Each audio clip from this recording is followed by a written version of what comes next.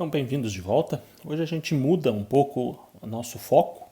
Ao invés da gente falar de tecnologias, a gente começa então a falar de protocolos de redes realmente utilizados. O primeiro que a gente vai ver justamente é a Ethernet. A Ethernet é a rede mais utilizada no mundo, a rede local mais utilizada do mundo. Então, ela é o padrão 802.3. Então, só para a gente fazer um parênteses, o que significa isso? Então, os padrões de redes, todos eles foram desenvolvidos, ou são desenvolvidos por instituições internacionais. Uma dessas instituições é justamente o I3E. E todos os padrões de redes do I3E são padrões chamados de 802. Depois disso vem um número. Então, esse número vai definir para a gente o padrão justamente da rede. Então, o 802.2 é a especificação do LLC, toda aquela parte da camada de enlace que a gente já viu. O 802.3 é toda a especificação da Ethernet, o 802.11 do Wi-Fi, 802.15 das redes pessoais, como por exemplo Bluetooth e companhia. E como curiosidade para vocês, o 802.13 não existe. Bom, não existe por quê? Porque os americanos não gostam do número 13. Dentro do 802.3, ou seja, da Ethernet, a gente tem depois do número 3 uma letrinha. Então, lá, o que vai estabelecer essa letra? Justamente qual é o tipo de rede que a gente vai usar. Então, o 802.3 é a Ethernet a 10 megabits por segundo, em comunicação em banda base, forma base, usando um cabo coaxial grosso, ou seja, chegando a 500 metros. Então, 802.3i, a gente vai ter então lá 10 megabits por segundo, comunicação em banda base, e o T aqui diz pra gente que ele vai usar par trançado, e assim por diante. Vocês podem ver que isso já foi bem longe. As últimas especificações, eles já terminaram todas as letras, já estão voltando, já terminaram o próprio A. Já tem especificação, por exemplo, ou tentativas de novas especificações a 200 e 400 gigabits por segundo para a Ethernet, ou com alcances maiores, chegando até a 80 km. Antes da gente voltar, só uns outros conceitos para a gente bater o martelo. Então, primeiro é uma LAN, provavelmente vocês já ouviram falar. É uma rede local, é uma rede do tamanho de um prédio, uma rede do tamanho, por exemplo, do departamento de informática, uma rede do DINF. Uma MAN é uma rede metropolitana, então, por exemplo, seria a rede da universidade que interliga os diferentes campos aqui em Curitiba. Uma WAN já seria uma rede mundial, como por exemplo a internet. Existem outras, sim, existem outras. Algumas empresas têm suas próprias redes mundiais, mas o melhor exemplo justamente para a gente é a internet. Uma WLAN. Uma WLAN é uma rede local sem fio, então, no mesmo conceito de uma LAN, então uma rede que é justamente o maior protocolo, o maior exemplo dessa rede é o protocolo 802.11, é uma rede sem fio dentro de uma empresa que vai ficar dentro de uma casa ou do nosso departamento. Uma WMAN seria uma rede local metropolitana, então uma rede local num alcance maior, ela vai ter o alcance de uma cidade. E a gente pode ter aí o conceito de uma PAN ou de uma WPAN, que seria uma rede pessoal. Então, por exemplo, a rede que você faz do teu celular com os dispositivos que estão em volta dele, então com alcance menor. Então aqui, por exemplo, a gente está falando de rede com alcance na faixa de 100 metros. Aqui a gente está falando com rede no alcance de uma cidade, alguns quilômetros, algumas dezenas de quilômetros. Aqui a gente está falando em WAN, a gente está falando de uma rede ao redor do mundo. A mesma coisa vale para a parte sem fio. Então, numa rede WLAN, a gente continua falando na faixa de umas centenas de metros. Uma WMAN, a gente continua falando numa dezena de quilômetros. E agora, numa WPAN, a gente está falando de redes por volta de 10 metros de alcance. Então, fechando esse parênteses, vamos voltar lá para a nossa Ethernet. Então, a Ethernet é o padrão de LAN, rede local, mais usado, mais difundido no mundo. É o padrão I3E 802.3. O que ela usa? Bom, o controle de acesso ao meio dele justamente é o CSMA/CD que a gente já viu. Então, o procedimento, se o meio estiver ocioso, ele transmite, escuta antes de transmitir. Se estiver ocupado, vai ficar escutando até transmitir. Se tiver colisão, deixa para transmitir depois. Mensagens da Ethernet. Então, todas as mensagens da Ethernet têm este formato. Então, começando da esquerda para a direita. Um preâmbulo são 7 octetos de zeros e uns usados para estabelecer o sincronismo entre a origem e o destino. Então, são 7 bytes com zeros e uns intercalados. Assim, a origem informa qual é o clock, qual é a sincronia de clock que ela vai usar, e o destino consegue saber justamente qual é o clock que a origem vai usar. Segundo campo é o SFD, que é o delimitador de início, então aquele marcador nosso de início que a gente viu lá na camada de enlace, então a gente tem ele aqui. Terceiro campo é o endereço de destino. Então vejo que aqui tem uma diferença do Kermit, aqui agora a gente não está mais falando de um protocolo ponto a ponto, a gente está falando de um protocolo onde vai ter muitas máquinas numa rede, então eu tenho que ter o endereço de destino. Quarto campo é o endereço de origem, então quem enviou essa mensagem, porque o destino também precisa saber quem foi que mandou essa mensagem. Quinto campo é o tamanho, então são 2 bytes de tamanho, então um tamanho relativamente grande para uma mensagem. A área de dados vai ter entre 46 e 1500 octetos. Esse pedaço de dados aqui, obviamente, pode ser 0. Então a gente tem um pedaço aqui no final que é chamado de PAD, que é justamente um preenchimento. O que é esse preenchimento? Eu preciso que todo esse pedaço aqui dos dados mais o PAD tenha no mínimo 46 octetos. Então se eu quiser transmitir uma mensagem que tem menos do que 46 octetos, eu vou ter que usar esse PAD, ou seja, eu vou ter que incluir lixo nessa mensagem para que ela tenha no mínimo 46 octetos. E depois um CRC de 32 bits. Bom, por que 64 bytes? Por que eu tenho que ter aqueles 46 octetos de dados? Porque eu vou usar CSMACD. E o CSMACD estabelecia para a gente, lá atrás, que a gente já viu, que a menor mensagem que ele vai mandar tem 64 bytes. Maior mensagem da Ethernet, 1518 bytes. Sendo que em qualquer livro que vocês forem olhar, o valor que vai estar lá é esse, porque eles não contam o preâmbulo e o delimitador de início como um pedaço da mensagem. Então eles dizem que a mensagem eles consideram a partir do campo do endereço de destino até o final da mensagem, até o nosso checksum. Então vamos só voltar aqui um pouquinho. Como é que funcionam os nossos campos de endereço na Ethernet? Então o endereço de uma placa Ethernet ele é composto por 6 conjuntos de 2 valores hexa. Então, 48 bits. A primeira metade, antigamente, quando isso aqui foi proposto, dizia para a gente quem era o fabricante da máquina, da placa de rede. Segunda metade dizia para a gente o endereço único da placa de rede. Isso aqui antigamente vinha gravado em hardware, não podia ser mudado. Então o fabricante ganhava a sua faixa de endereços e ele podia produzir todas essas placas de rede aqui sequencialmente, uma após a outra. Importante que esse endereço tem que ser único dentro de uma mesma rede. Então o endereço da rede local, isso aqui é o chamado endereço MAC. O endereço dessa placa ele é utilizado para entregar mensagens dentro da rede local. No momento que você manda a mensagem para o mundo exterior, ele não viaja mais com esse endereço, ele viaja daí com o endereço de camada de rede, então ele vai viajar com o endereço IP. Mas dentro da rede local, ele vai viajar com esse endereço. Para a gente entregar uma mensagem então dentro da rede local, eu preciso que esse endereço seja único.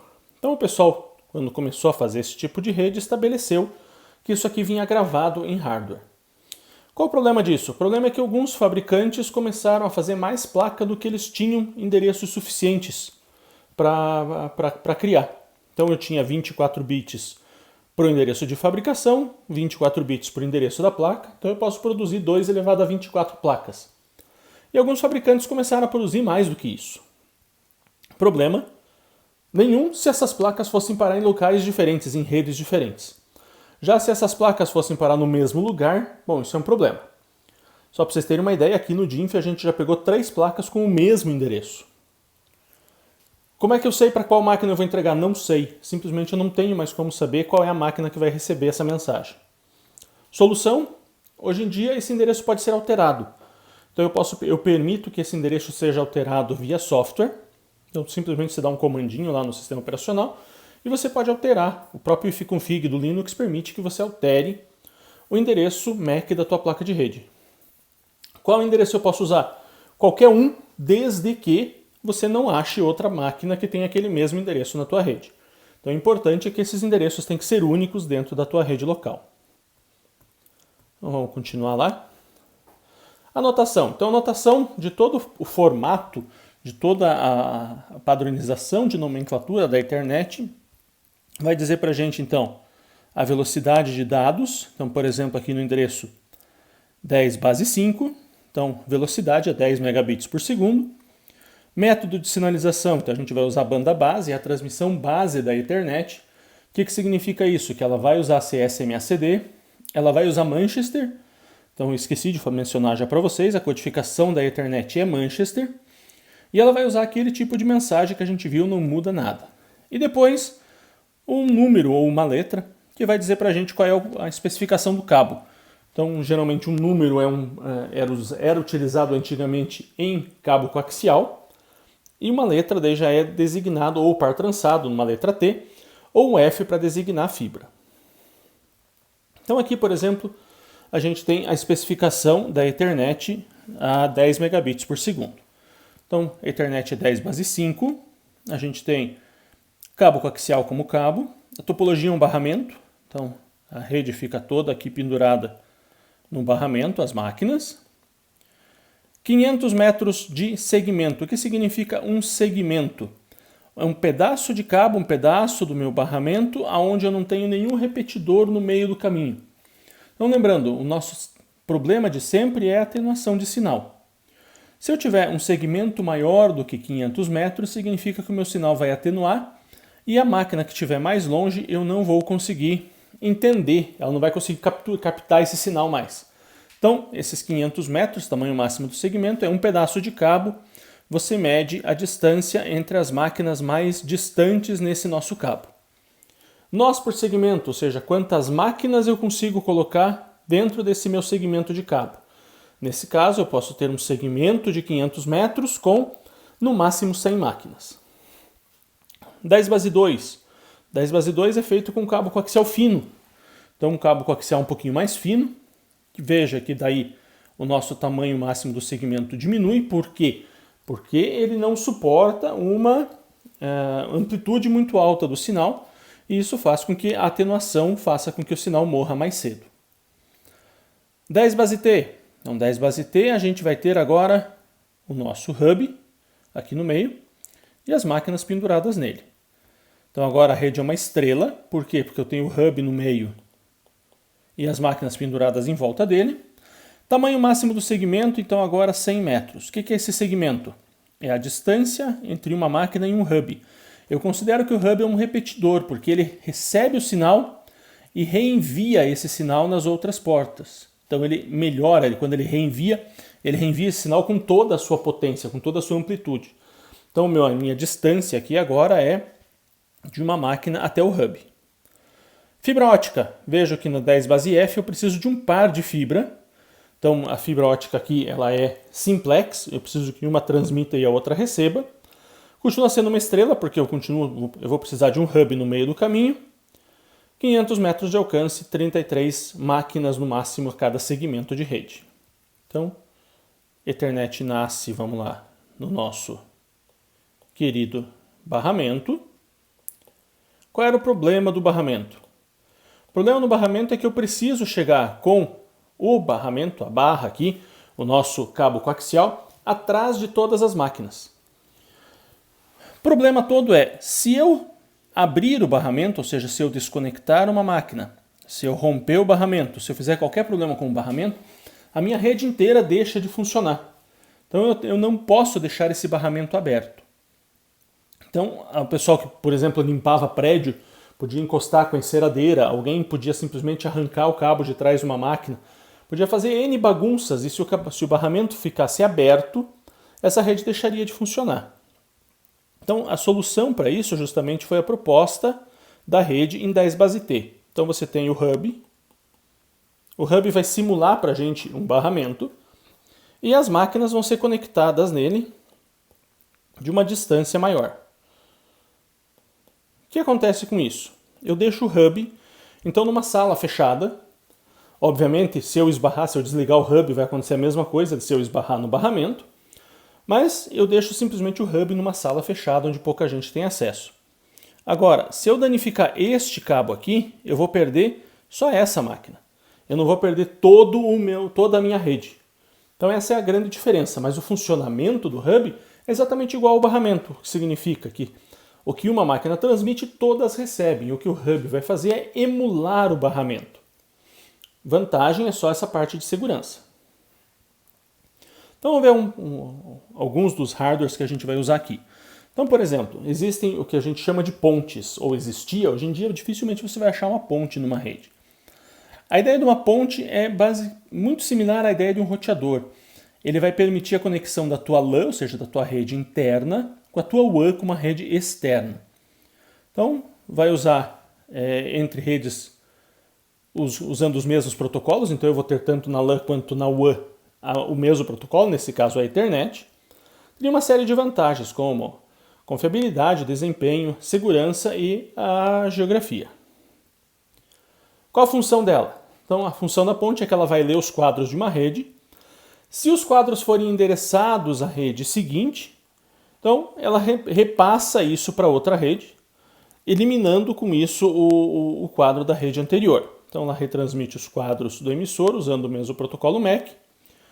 Precisa de informação de roteamento, então eu preciso de alguma informação de camada de rede aqui para poder saber para onde vai a mensagem.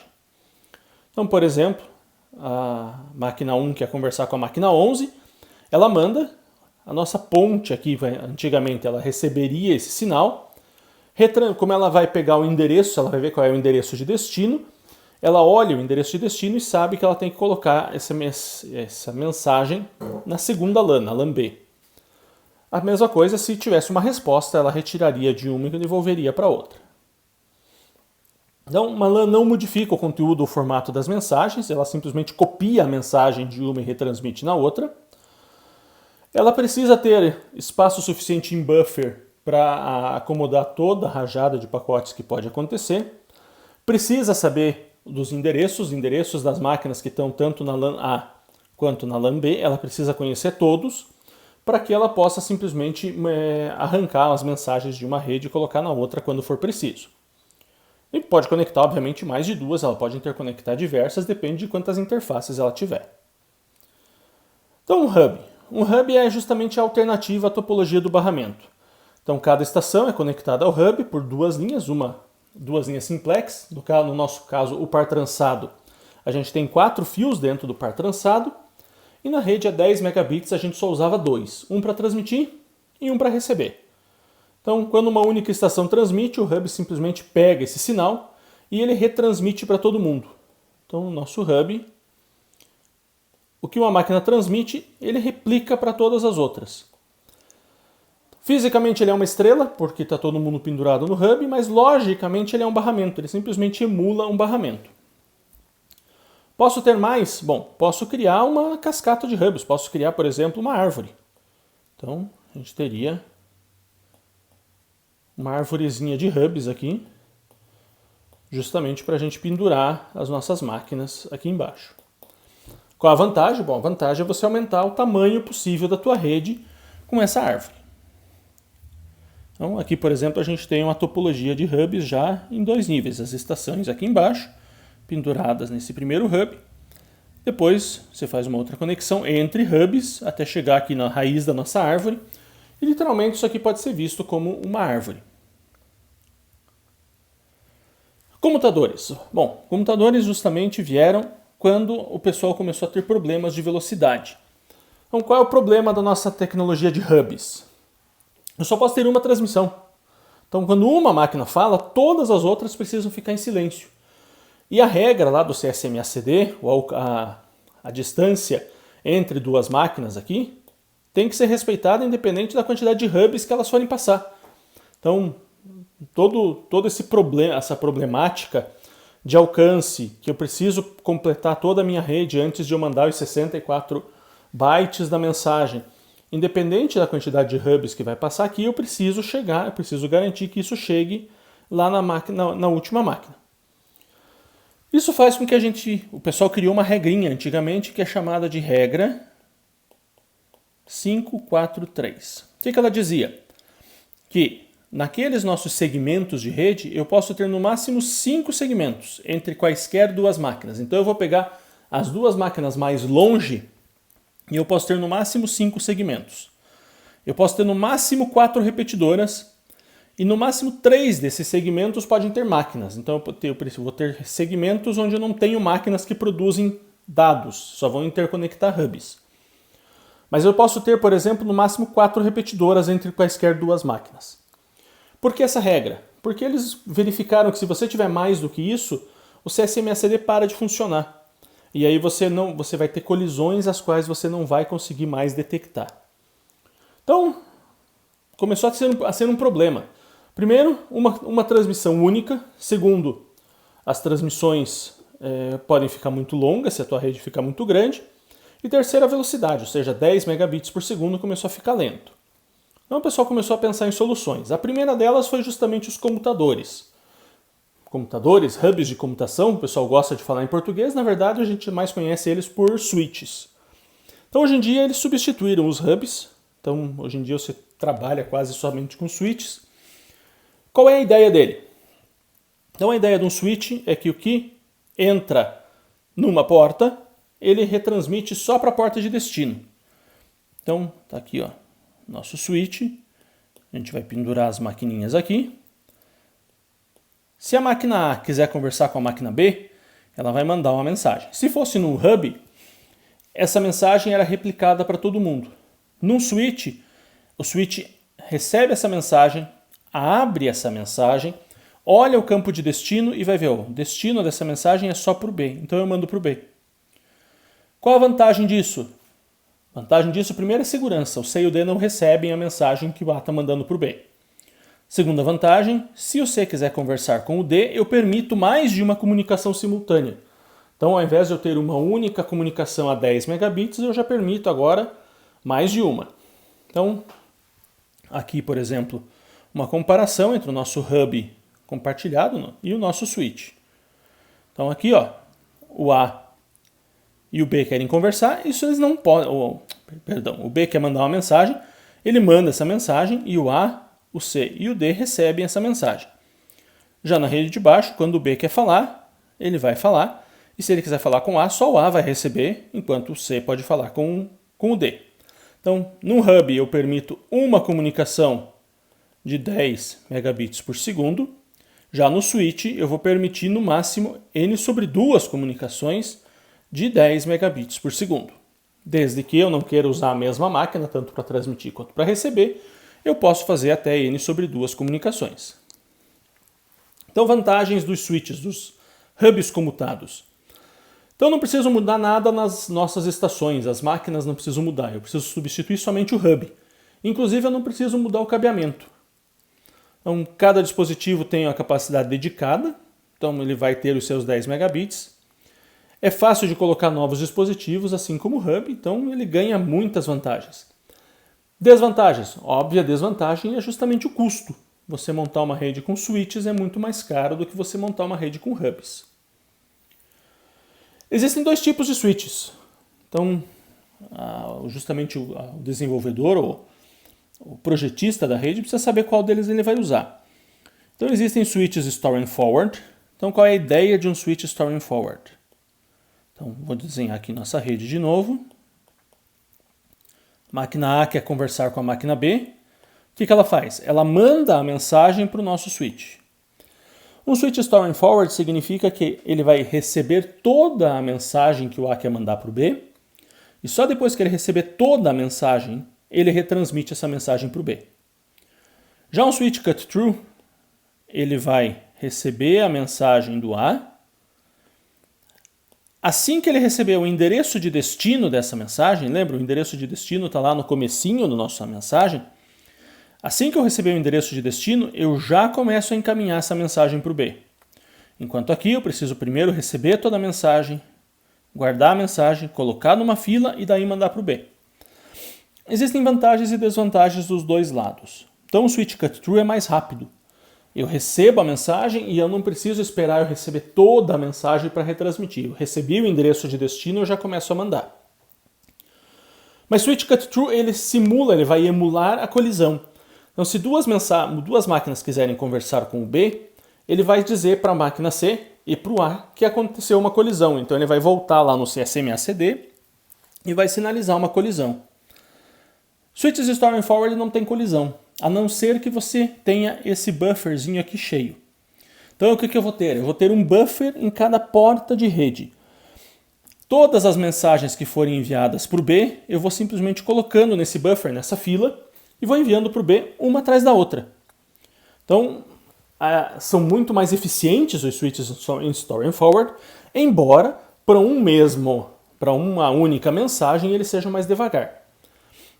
Outro lado dessa moeda, switches Store and Forward são muito mais caros do que switches cut-through. Então, diferenças entre hubs ou switches, hubs comutados, que a gente tradicionalmente chama de switches e pontes. Então, o tratamento de uma ponte ele geralmente é feito em software, enquanto um switch realiza todo o seu tratamento de mensagens em hardware. Hoje em dia, switches basicamente substituíram as pontes. Você pode ter switches que fazem justamente a mesma coisa. Então, switches de nível 2, com a característica de Store and Forward, funcionam exatamente do mesmo nível, do mesmo jeito que funcionam as pontes. Bom, por que eu falei switches nível 2? Eu posso ter switches de 2 níveis. Então, se vocês lembrarem do nosso modelinho TCP/IP, vamos pensar nele. Aqui a gente tem a camada física, aqui a gente tem a camada de enlace, camada de rede, camada de transporte. Switches nível 2 são switches que trabalham em camada de enlace. Então, o que interessa para eles são mensagens Ethernet. Então, eles simplesmente trabalham usando essas mensagenzinhas que a gente pegou agora, mensagens Ethernet. Aqui está a listinha de problemas deles, então pode ter sobrecarga de broadcast, muitos broadcasts na rede, pode ter falha de enlace, você pode criar subrede, que a gente deixa isso para vocês verem lá em redes 2, mas são os switches de mais velocidade que existe, então eles processam milhões de mensagens. Eles são muito mais rápidos, inclusive, que roteadores. Como os switches são mais rápidos que roteadores, o pessoal começou a usar switches no lugar dos roteadores. Então, o que são? São switches de nível 3. Onde eles vão trabalhar? Na camada de rede. O que significa isso? Que ao invés deles trabalharem somente com mensagens da Ethernet, cada vez que eles recebem a mensagem, eles abrem a mensagem, olham o envelope, os cabeçalhos da Ethernet, e também vão olhar o envelope da camada de rede. Então eles vão olhar os dois envelopes para poder enviar as mensagens. Funciona exatamente como um roteador, ou seja, um roteador e um switch têm um funcionamento muito parecido.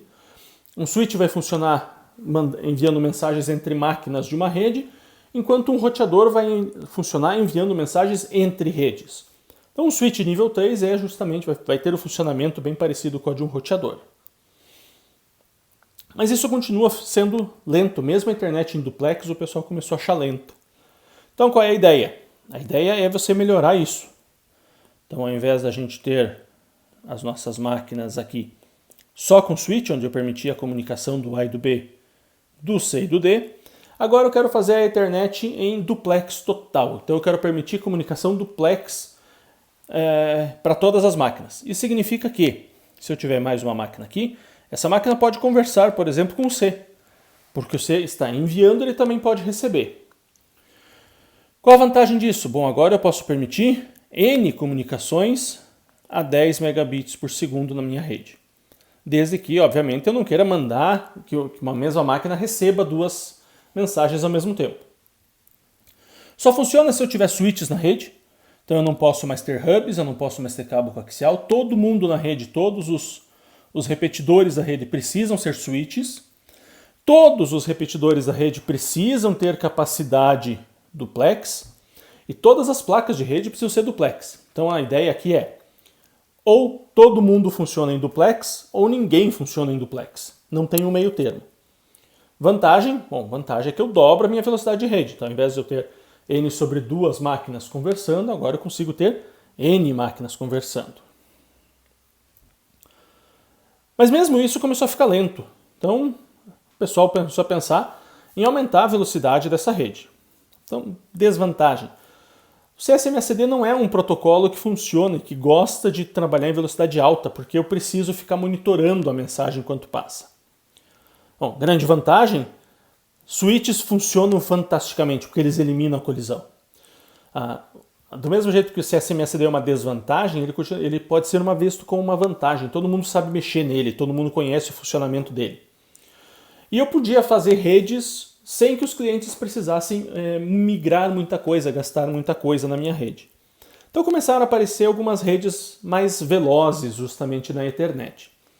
Então, a primeira delas que aparece justamente é a Ethernet a 100 megabits por segundo. Então, como é que ela funciona? Então tem diversas especificações para ela. Então, aqui uma especificação em nosso querido par trançado. De novo, agora o pessoal pensa em switches, ela funciona com hub, não é um grande problema. As máquinas penduradas aqui. Uso 2 pares para transmissão, um para transmitir, um para receber. Aqui a mesma coisa, 2 pares, um para transmitir, um para receber. 10 base TX só funciona em cabo categoria 5. Por quê? Porque os cabos usados na internet a 10 megabits poderiam ser categoria 3, 4 ou 5. Quanto maior a categoria do cabo, mais a gente consegue transmitir, maior a frequência a gente consegue transmitir. Então, eu usava um cabo para transmitir a 10 megabits, no momento que eu quero subir para 100, eu vou transmitir numa frequência muito mais alta o meu sinal. E agora não funciona mais. Então eu preciso mudar o meu cabeamento para a categoria 5. Qual é o problema disso?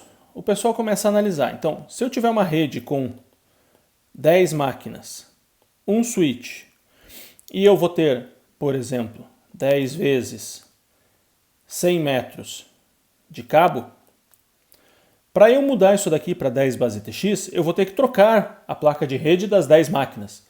Então eu vou ter um custo para trocar essas minhas 10 placas de rede. Então vou dizer que cada placa de rede custe, por exemplo, R$50. Então eu vou ter um custo de R$500 de placa.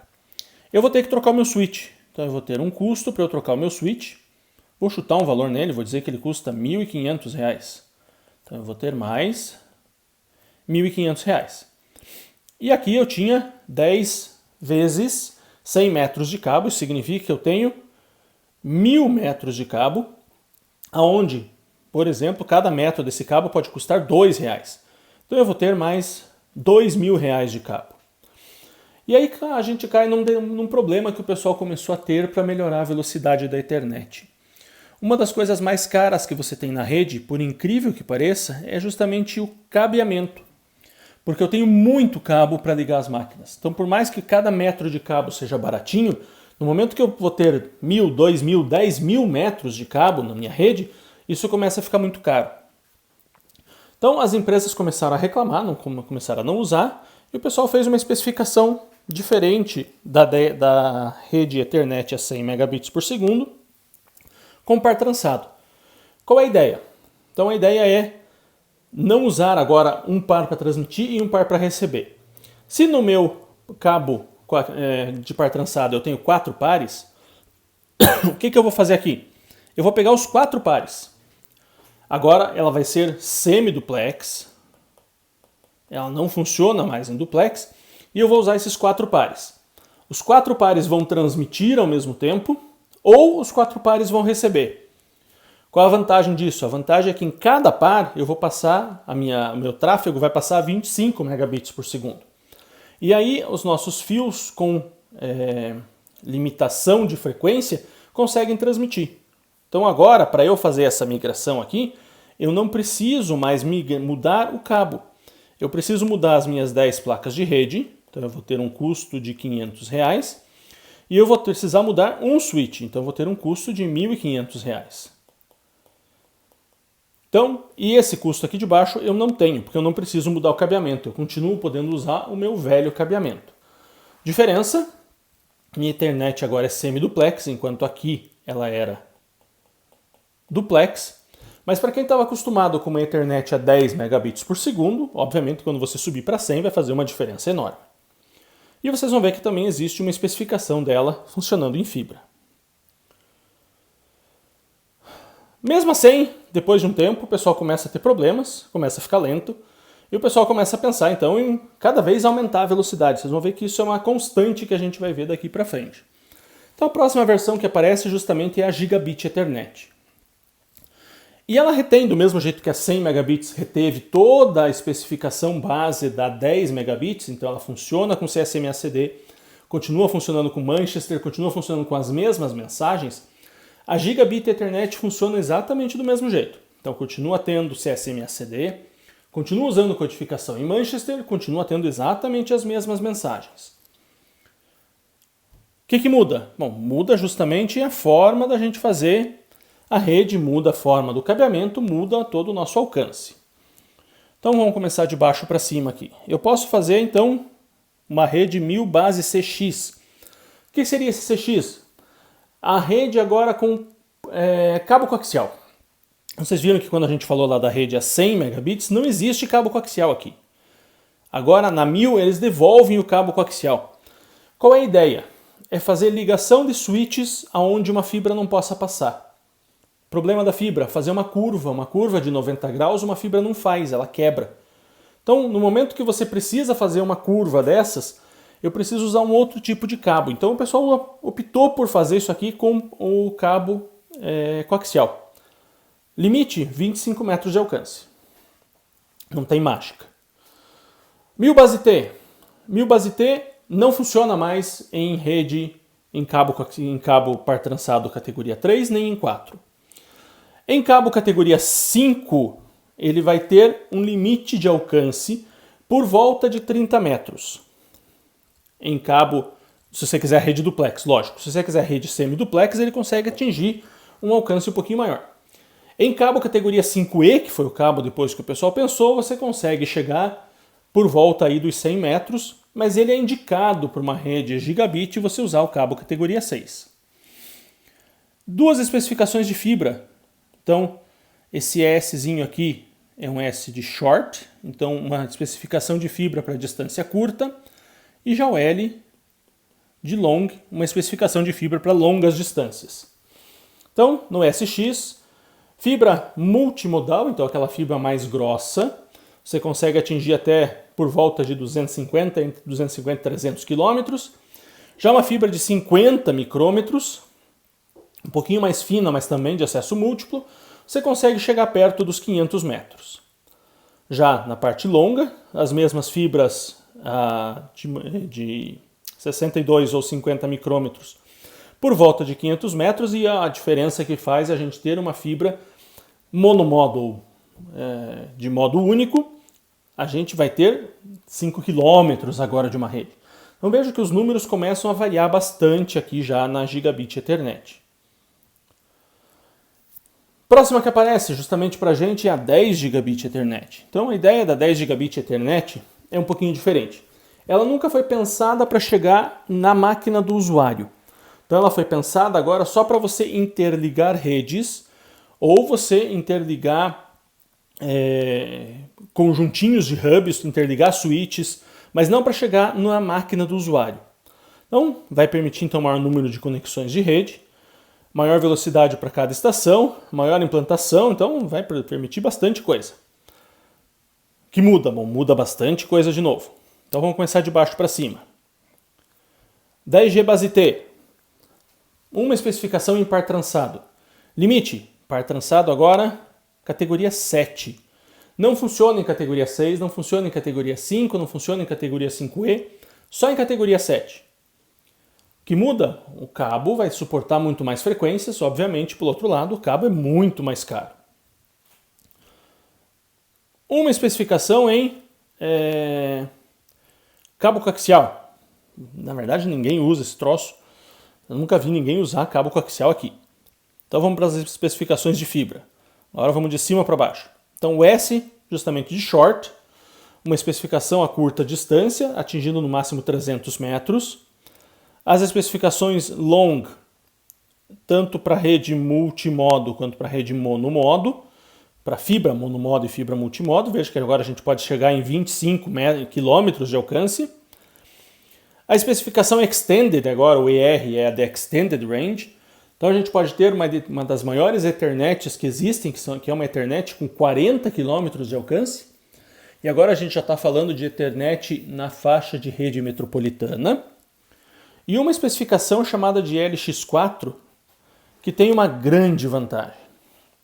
Agora a gente vai multiplexar 4 sinais dentro de um mesmo canal Ethernet. Então a gente vai transmitir 4 cores de luz por dentro de uma mesma fibra, atingindo então 40 gigabits por segundo de taxa de transmissão, podendo chegar até 10 km de alcance. Vejam que 40 gigabits por segundo a 10 km é uma rede gigante, uma rede bem grande. Qual é o preço disso? Bom, obviamente, quanto maior você quiser isso, melhor tem que ser a fibra e, obviamente, mais cara é essa fibra. Outras especificações que aparecem para a gente agora, bem mais recente. Então a gente tem especificações da Ethernet para funcionar a 40 gigabits por segundo. E aí vocês vão ver que a gente está falando de fibra. E a gente está falando agora de par trançado categoria 8. Veja que o meu limite de alcance de um par trançado categoria 8 virou 30 metros, não é mais nem 100 metros. Novas especificações que o pessoal está discutindo agora. A Ethernet é 100 gigabits por segundo. E a Ethernet, isso aqui é uma proposta, Ethernet a 200 e a 400 gigabits por segundo. Aqui a gente fala só em fibra, tá? Aqui a gente não fala de outra coisa. E aí vocês vão ver que, na verdade, o que eles estão usando é uma agregação de canais menores. Então a Ethernet, por exemplo, a 200 gigabits por segundo, aqui é a primeira delas, ela vai agregar 4 canais paralelos de 50 gigabits por segundo. Então, eu vou agregar fibras, mais canais para eu poder transmitir isso. Esses daqui são propostas, ainda não existe padrão. A última que existe padrão é justamente essa daqui. Essa daqui existe um padrão já para ela. Então, lembra que a gente tinha falado de frequência diferente? Então isso daqui é a frequência que a gente muda no par trançado para a gente transmitir mais dados. Então, num cabo categoria 3, que era o cabo lá da Ethernet a 10 megabits por segundo, o meu sinal passava no máximo 16 MHz. Quando a gente sobe isso para Ethernet a 100 megabits por segundo, eu preciso subir o cabo. Então, eu preciso melhorar o cabo categoria 5 para eu poder transmitir a 100 MHz no meu fio. Então, obviamente, tem uma diferença. O que acontece se eu pegar esse sinal de 100 MHz e transmitir dentro do cabo categoria 3? O problema é que esse cabo vai oscilar demais, ele vai esquentar e ele vai romper, e eu vou perder toda a minha rede. Quando eu subo para 1 gigabit por segundo, aí eu preciso do cabo categoria 6, que eu preciso de novo aumentar a frequência do meu cabo para funcionar a 250 MHz agora. Tem mais uma diferença. No momento que eu subo para 1 gigabit, eu vou usar agora os meus 4 fios. 2 para transmitir e 2 para receber. Eu não uso mais, como a gente usava tanto na 10 quanto na 100, um parzinho para transmitir e um para receber, e os outros 2 eu não usava. Agora não, agora eu sou obrigado a usar os 4 porque a frequência não é suficiente para que eu transmita 1 gigabit por segundo no cabo categoria 6 num único desses fiozinhos aqui. Cabo categoria 6A, então a gente sobe mais essa frequência. Cabo categoria 7 a gente sobe para 600 MHz. E aqui daí a gente está falando de 10 gigabit Ethernet. O que acontece nessa mudança? Bom, obviamente, quanto melhor o cabo você quer, mais caro ele fica. Um cabo categoria 3 hoje em dia não existe mais, você não consegue mais nem comprar ele. Cabo categoria 5 você consegue comprar ele às vezes abaixo de R$1 o metro. Cabo categoria 5E você vai pagar na faixa de R$1 e pouquinho o metro. Um cabo categoria 6 você vai pagar por volta, sei lá, de 3, 4, 5 reais o metro. Já um cabo categoria 7 você vai pagar mais de 40. Eu já cheguei a ver esse cabo antigamente por volta de R$80 o metro. Isso às vezes é mais caro que uma fibra. Então se a gente voltar aqui na nossa 10 gigabit Ethernet, para a gente montar esta rede aqui, isso pode ficar mais caro de cabeamento do que você montar, por exemplo, uma rede neste padrão aqui. E daí volta a pergunta, por que eu vou montar uma rede então com par trançado se ela vai ficar mais cara do que montar com fibra? E a resposta é a mesma, tem lugares onde eu não consigo passar fibra. Então, às vezes, se você quiser passar um cabo de um andar para o outro de um prédio, por dentro de um conduíte que vai por dentro de uma parede, você não passa a fibra não passa ali. Então você obrigatoriamente vai ter que usar um cabo de par trançado e aí você vai acabar pagando mais caro num cabo de par trançado, então num cabinho de cobre, do que numa própria fibra ótica. Mesmo na fibra a gente tem diferenças entre as fibras. Então aqui está a nossa espessura da fibra, aqui no meio. Então aqui a gente tem uma fibra de 62 micrômetros. Então aí a gente vai conseguir passar dentro dela entre 160 megahertz de frequência. E aí vocês vão ver que melhor a gente vai deixando a fibra, quanto mais fina a gente vai deixando essa fibra. Então a fibra, por exemplo, de 9 micrômetros é uma fibra da espessura de um fio de cabelo. A gente vai passar frequências altíssimas aqui dentro dela e isso é o que faz com que a gente tenha capacidades de transmissões extremamente altas dentro dessa fibra. Então faz uma diferença gigante. Obviamente a regra é a mesma. Quanto melhor a fibra, maior é o nosso custo. Não tem muita mágica para a gente discutir esse tipo de coisa. Quanto mais velocidade eu quero, mais eu vou acabar pagando. E assim por diante. Bom, da parte da internet era isso, gente. Espero que eu não tenha esquecido de muita coisa para mostrar para vocês. E até a próxima.